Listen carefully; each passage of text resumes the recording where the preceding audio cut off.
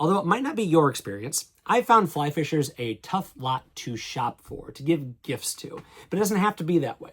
Today I'll be showing 3 things and talking about a few more that will surely please any angler. I'll do that today on Casting Across.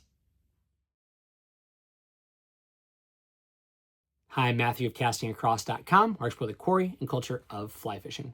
You can buy a gift for a new angler pretty easily. They need a lot of stuff, but if someone's been fly fishing for a long time, they probably have what they need, and what they want is very particular. So you could always get that list or that spreadsheet from them and buy off of that. But if you want something a little bit more personal, something where you can have a little bit more of a hands-on, unique touch, then the 3 things I'll be talking about today are right up your alley. The first one is from Karen Talbot up in Maine, and she produces the artwork for these angler's pints. Now, these are extra large pint glasses. These will take a full 16-ounce can pour without a problem, and they feature fantastic fish artwork on them. I have 2 different brook trout right here, but they also have browns and rainbows and cutthroats and salmon and steelhead and bass and tuna and marlin.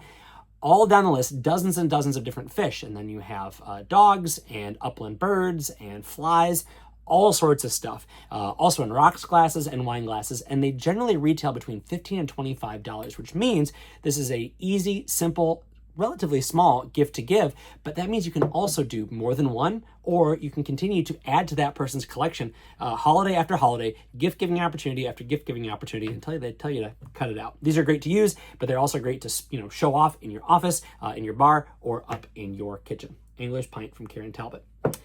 Second, I have a bracelet. This is from Sightline Provisions. This is one of the originals from probably 12 or 13 years ago. Edgar Diaz has been making bracelets like this with leather and metal, as well as beaded bracelets for quite a while, and they have definitely become well embraced in fly fishing, but not everyone has one. Now, you might be saying the person I'm shopping for isn't into jewelry. That's okay. I'm generally not a jewelry wearer either, but this is a kind of a fun thing to have. Edgar also makes these badges to apply to things like hats or to various other pieces of equipment, whether it be a speaker or a cuff for a stainless steel mug, or even a necklace or a dog collar. So just keeping an eye on what he is selling now presents all sorts of different opportunities to buy things that retail between, $40 for something like this. The smaller ones are a little bit cheaper. The larger pieces can be really expensive, especially if the materials become premium, which at that point, you have a really, really nice gift that you can give someone that they'll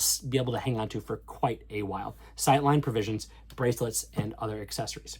Thirdly, the company I've talked about on Casting Across quite a bit. This is Vitavoo. Scott Hunter makes his gear to order in his Leominster, Massachusetts shop. And this is his no kink reel case. It comes in various colors, various sizes, your tiny trout reels up to your big saltwater reels. And it comes in this Cordura nylon, and it also comes in a material that allows water to pass through. It's kind of a plastic mesh.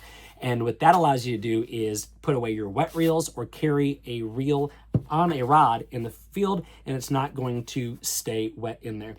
Another nice thing about these no kink reel cases is that they can go on the rod while the reel is mounted on there, and then there's a slot so that your line isn't getting kinked and getting smashed up in there if you are leaving it on your rod as it's bouncing around the back of your car, as I have been known to do from time to time.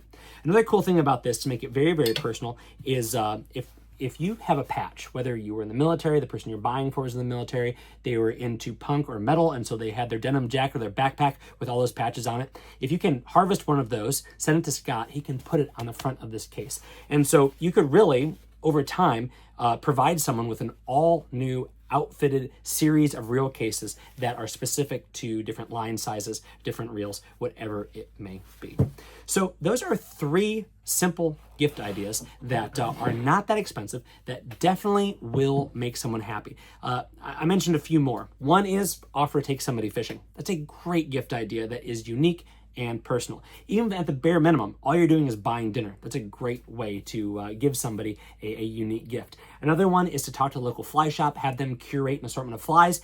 That works for new anglers, and that works for anglers who've been doing it for a long time. We can always use more flies. And lastly, you can get them a book. And if you want some book recommendations, then you can definitely check out the other videos here on Casting Across. But I'll put a bunch of links down below in the video description where you can find all of these things.